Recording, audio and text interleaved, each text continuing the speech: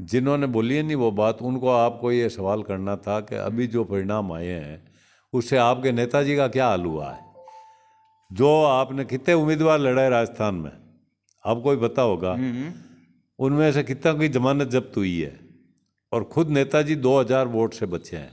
चुनाव तो हम भी आ रहे थे, घर बैठा के आप वो रोटी सेक के उसको चूरमा चूर के कोवा उसके मुंडे में दे दो तो भी ये पार्टी 5 साल बाद में तो नहीं जीतेगी। ज्योति जी, अब लोकसभा की दावेदारी कहीं ना कहीं करेंगी, तो आप तो खुश हो एकदम? हाँ नहीं, मैं खुश हूँ, क्यों नहीं हूँ खुश, बिल्कुल खुश हूँ मैं तो। वो लड़ेगी और जीतेगी भी, अब की चुनाव देखना। पार्टी का सबसे ज़्यादा आरोप है भाजपा राम के नाम पर वोट मांग रही है। क्या लगता है मृदा साहब, आप क्या कहना चाहोगे? नहीं, भाजपा राम के नाम पर वोट मांग रही है, क्या गुनाह है? राम का नाम, राम में तो जो हिंदुत्व में आस्था रखता है वो राम जी का नाम लेगा। अब जो राम जी का मंदिर बन रहा है वहाँ कौन रोक रहा है आप हिंदुओं को जाने से? कोई नहीं तो जो 500 साल पुरानी जो हिंदुओं की जो एक सपना था उसको साकार किया, तो उसमें बुराई क्या है? आप भी जाओ नहीं वहाँ, दर्शन करो, राम जी के सिर झुकाओ, क्या पता राम जी आपको भी सद्बुद्धि दे देगा। इसमें कौन सी बुराई है? कई कांग्रेस के नेता का कहना है हम तो राम मंदिर नहीं जाएंगे, लेकिन बाहर जो मंदिर बने हैं देश के अंदर कहीं पे भी जाके दीप जलाकर उनका बोलते हैं दीप जलाकर हम तो खुशियाँ मनाएंगे, लेकिन राम मंदिर में नहीं जाएंगे। ऐसा क्या? मेरा मानना यह है कि वो नेता, उनका व्यक्तिगत विचार हो सकते हैं, मेरा तो ये मानना है राम में मेरी पूरी आस्था है। मैं राम जी और हनुमान जी का भक्त हूँ, और मैं एक ऐसे परिवार से जुड़ा हुआ हूँ जो हमेशा धार्मिक विचारों से बढ़िया काम किए हमने। मैं गायों की सेवा करता हूँ, मैं बंदरों की सेवा करता हूँ, मैं चींटियों की सेवा करता हूँ, मैं कुत्तों की सेवा करता हूँ, इसलिए मेरी पूर्ण रूप से धर्म में आस्था है।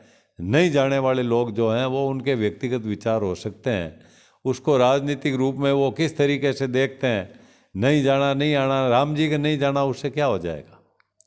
भाई राम जी का जाना ही है, हम सब राम जी के हैं। राम जी ने इस सृष्टि का रचयिता वो है, और 500 साल पुरानी बात को लेकर जब मंदिर बन गया तो आपको क्या तकलीफ हो रही है? आप क्यों नहीं जा रहे हो दर्शन करने के लिए? जाओ नहीं आप आराम से। अच्छा, तो हिंदुस्तान की जनता आपको भी अच्छा कहेगी, और जो हिंदुस्तान की जनता का सपना था वो पूरा हुआ है, तो एक बढ़िया काम हुआ है, वो खराब थोड़ी हुआ है।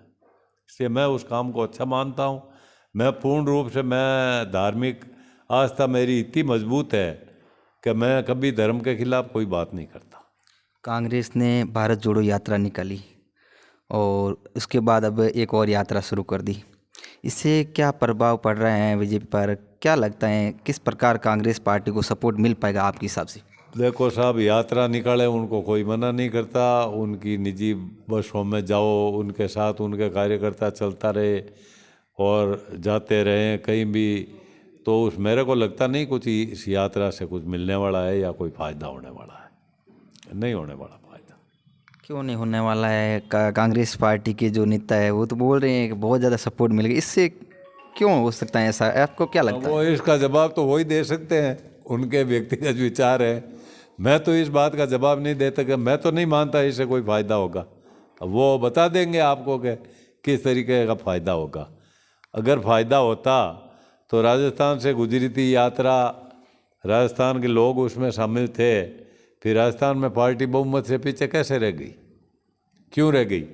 क्या कारण है? आपको नहीं लगता है गहलोत साहब की योजना चलाई उनसे देरी में ये कांग्रेस पीछे रही है, किस वजह से रही है? मैंने अभी कुछ दिन पहले एक इंटरव्यू दिया था, वो आपने देखा होगा, मैंने ये बात कही है कि मैंने गहलोत साहब ने बहुत अच्छी योजना चलाई, और ये उस योजना चलाने के बाद में भी कांग्रेस पार्टी हारी है।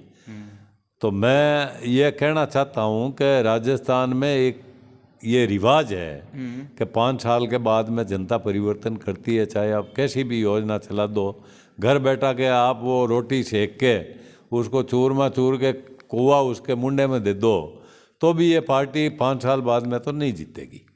तो योजनाएं बहुत अच्छी थी, काम बहुत अच्छा हुआ, पर काम का बोर्ड कहाँ है?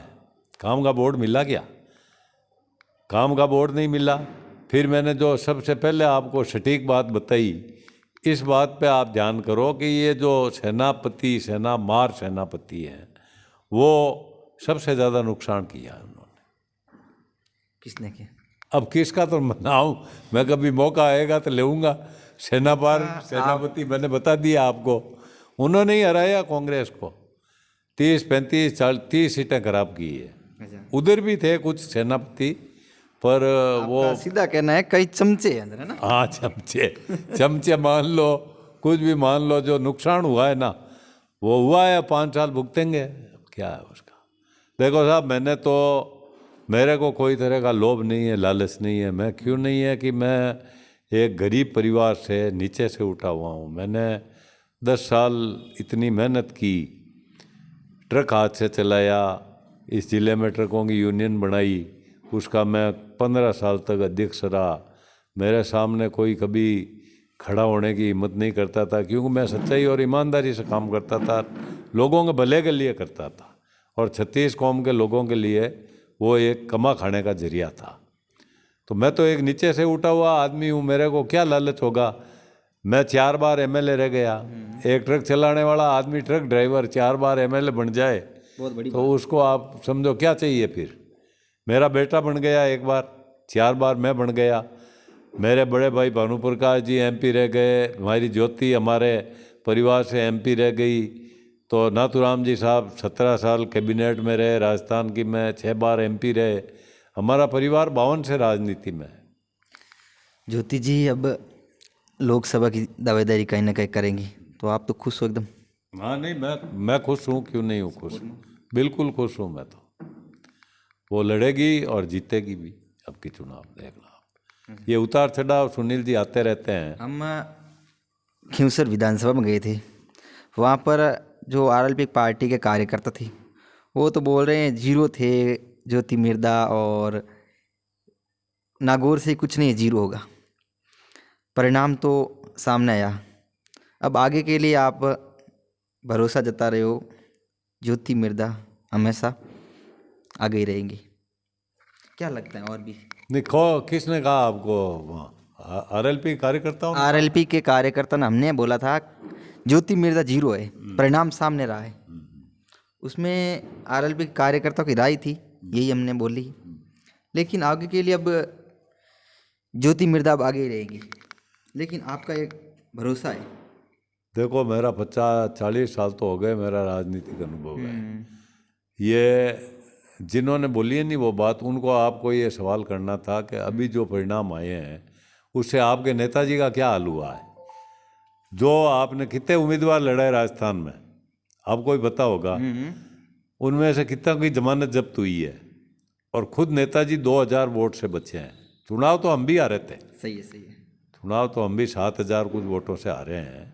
लेकिन आपने इतना बड़ा दावा नहीं किया जितनी वो बोल रहे थे। हमारी कई सीटें हैं तो कम से कम 40-50 तो आएगी। हाँ, 40-50 सीट आएगी। मुख्यमंत्री की चाबी मेरे पास रहेगी, और मैं चाहूँगा वो प्रदेश का मुख्यमंत्री बनेगा। ये दावा उन्होंने किया था, हमने नहीं किया था।